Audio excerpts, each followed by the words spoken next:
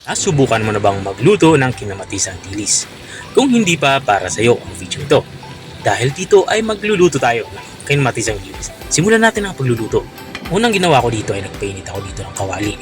At nang uminit ang kawali ay nilagyan ko ito ng mantika. At kapag uminit na yung mantika ay ilagay na natin itong ating talong. Bali ang gagawin natin, piprituhin lang natin ito. Pero kung wala naman kayong talong, okay lang naman, skip yun na yung ganitong proseso. Nilalagyan ko nga ito ng talong para may gulay naman yung ating lulutuing ulam. Dahil puro nga kami karne sa mga nakaraang araw, kaya namiss ko talaga kumain ng gulay. At dito nga sa parte ito ay binabaliktad ko na yung magkabilang side. At kapag naturta na ito ng kaunti ay tabi na natin ito. Kumuha na nga ako ng malinis na lagayan at isa-isa ko na itong hinahango dito sa kawali. At nang matapos ko ng mahango ito lahat ay kinuha na natin itong ating dilis. Ang dilis naman ay ang ginagamit ko dito yung dried, yung mga nabibili sa palengke. Gagawin natin dito ay pan-fry lang natin to. Sa pag-pan-fry naman ng ating dilis ay hindi mo dapat to lubayan na paghahalo kasi masusunog ito. Mas mabilis lang nga itong maluto. At kapag nag-brown na ito at naging crunchy na ay tabi na muna natin ito katulad ng ginagawa ko. At kung nanonood ka pa rin hanggang dito sa kalagitnaan ng aking video, ibig sabihin ay nag-enjoy ka. Baka pwede mo naman i-comment kung taga saan ka para alam ko kung hanggang saan umabot ang aking video. Balik na tayo dito sa ating nilulutong ulam. Dito nga sa parting ito ay nagigisa na ako. Unang inilagay ko yung bawang. Palabasin lang natin yung aroma nito at isinunod ko na nga yung ating sibuyas.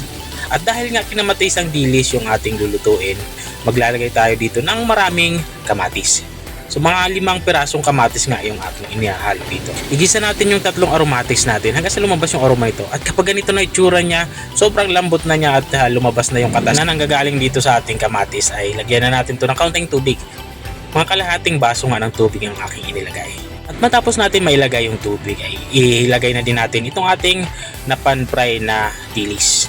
At habang nga tayo ay nagpapatuloy sa ating pagluluto, gusto ko lang i-shoutout ang mga masusugod nating mga taga-subaybay. Big shoutout nga kay Sir Rolando Izon ng Valenzuela City. Shoutout din kay Ma'am Len Bocasas ng Mabalacat City, Pampanga. At kay Ma'am Princess Kate Passion ng Bulacan. Maraming salamat sa walang sawang panunood at pagsubaybay dito sa aking channel. At balik nga tayo dito sa ating nilulutong ulam. Dito nga sa parteng ito ay halos patapos na din ako sa pagluluto. Huling inilalagay ko nga dito yung green na sili para may kaunting anghang naman yung ating nilulutong ulam. At matapos natin mailagay yung sili ay pwede na tong i-serve. At ito na nga, lutong-luto na nga yung ating ulam pananghalian. Ito yung ating kinamatisang dilis.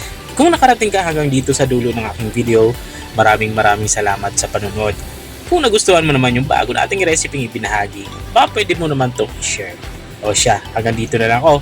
Hanggang sa susunod na mga videos, paalam, bye-bye!